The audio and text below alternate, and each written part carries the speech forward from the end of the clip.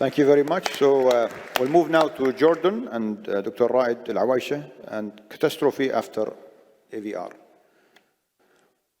شد حيلك يا رائد. اركض. Adherence to time, please.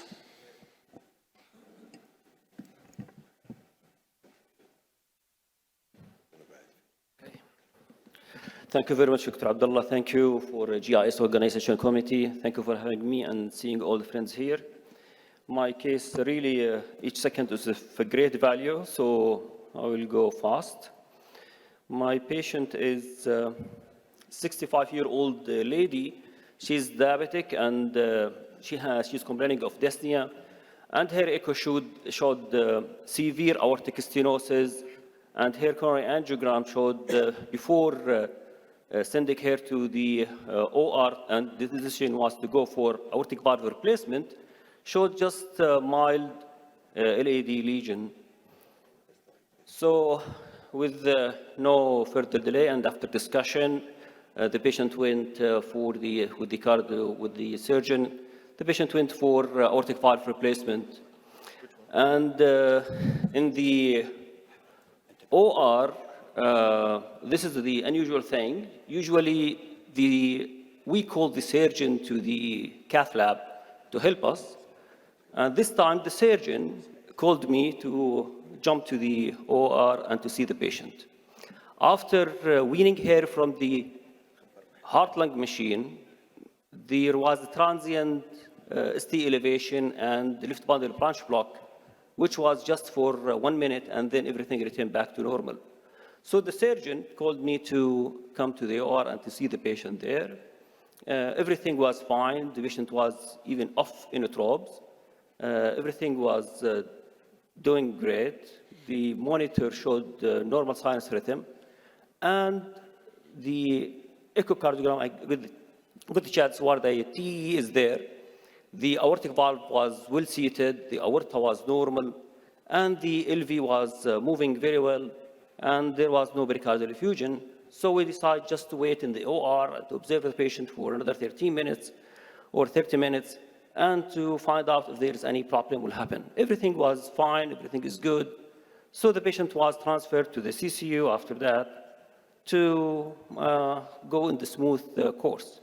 Unfortunately, when she reached there to the CCU, her blood pressure was low, and I was called again by the CCU team and come to see the patient. The patient is hypotensive, and the monitor showed wide QRX complex, bradycardia, unexplained low blood pressure.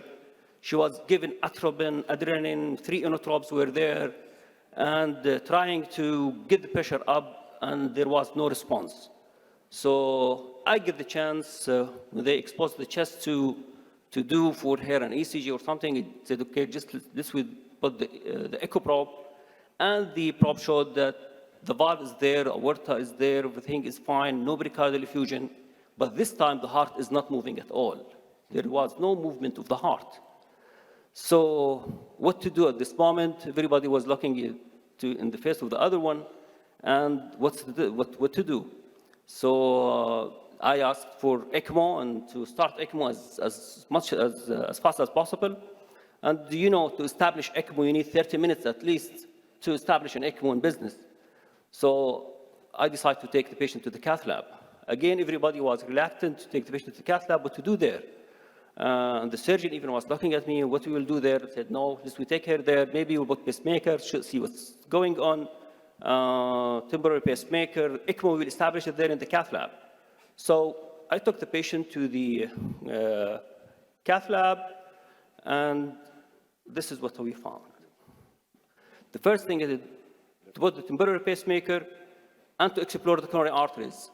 And this is what I found. Maybe dissection there in the left main, thrombus there, hematoma there. I don't know what is going on, but this is what I saw. Now the strategy, what to do exactly, to through the wires there in the left main, and something like left main actually, you cannot see left main there, or LED or CERC. So I decided to send the wires there. One may be in the course of the LED, one may be in the course of the left CERC. I don't know if it's in the true lumen, in the forest lumen, I don't know where am I exactly. I can't see anything, so I decided to go with a balloon, low-profile balloon, and just to explore the way. I don't know, maybe in the true lumen, false lumen, whatever, but low-profile balloon, and to see something there. You can see the heart is barely moving. It's not moving, actually. And the pressure was low, and this is what I saw. So the decision, really how to go from there, the wires in the false lumen, the true lumen, I don't know. So I'll take the wire back, trying to gently to go with it somewhere. So I got the aspiration catheter to remove some of the hematoma, some of the clots, whatever, just to explore the way and know where's the wires. And by some movement start to be there, some flows start to appear there.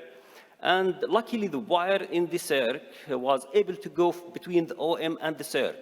So I was happy that the wire is moving between the true lumens in the circ and the OM. So I decided to take the stent, or to put a stent. How to put the stent, where the stent to put it. Also, it was a difficult decision, but there is no time to take decision, to think a lot or to take images or whatever. I need to return back the flow as soon as possible. So I decided to go in the mid-segment between the two bifurcations and to get the stent there to maintain the flow. Here, my aim is maintaining the flow and returning back to work, asking the heart to go back to work by putting another stent. So putting the stent here was successful. Now I have flow to the distal segments of the OM and the circ. So now the decision also for the LED. The LED was difficult wire to go, negotiation was difficult, but anyhow, so I used the benefit of the aspiration catheter there. I clean it very well, inject. I'm in the true lumen now, so I can stent. I stent the proximal part of the LED. Now I have a flow, I have movement in the heart. I took breath, so now I can do whatever I want. But again, the dissection, as you can see here in the proximal LED, now I can know where is the circ, where is the LED, and now I have seen the left main. So everything was corrected after that. Now the patient start to gain her blood pressure again, and the stents. And since, as you can see, that there is a gap between the circ and the left main, the struts open again, another stent, tap technique, pot technique, all the techniques that you like.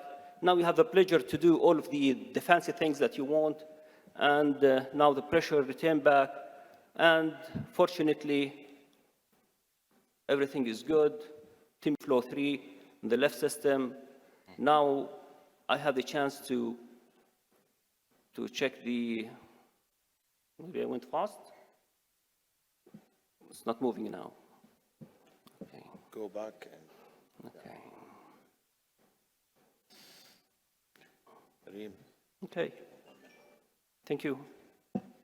So this is the left system, and I had the chance now to check the RCA. You can see the takeoff of both of the left main and the RCA, and I think I'm done with the case. If you give me one, Sure. just I reached the conclusion actually. So 2 days after that, the patient was extubated, everything was removed, and 7 days discharged to hospital. And this is 3 months ago. Now she's driving her car and doing her life as before, and she's doing great. So my conclusion from this case actually is that iatrogenic coronary dissection after aortic valve replacement is really a dramatic complication, and the diagnosis is really difficult.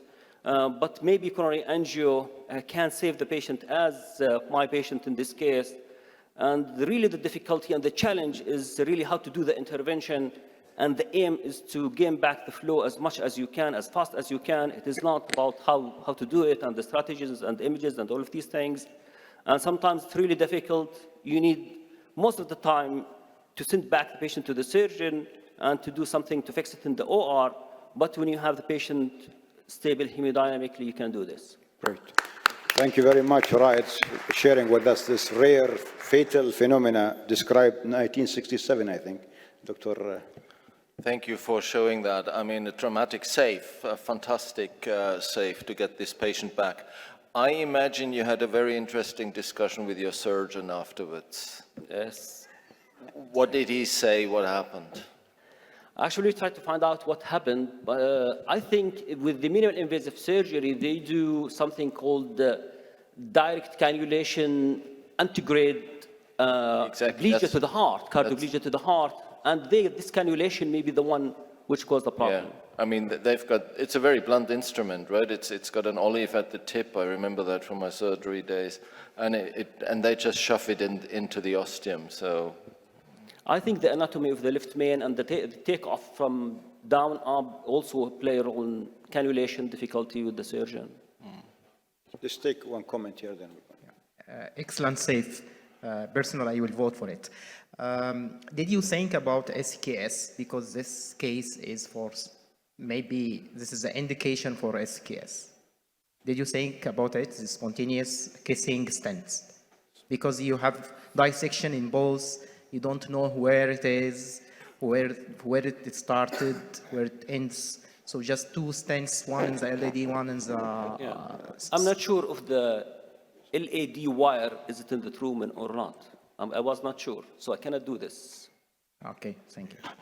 Dr. Raed, thank you very much. And Thank you. thank you for your management of this nice case. Thank you.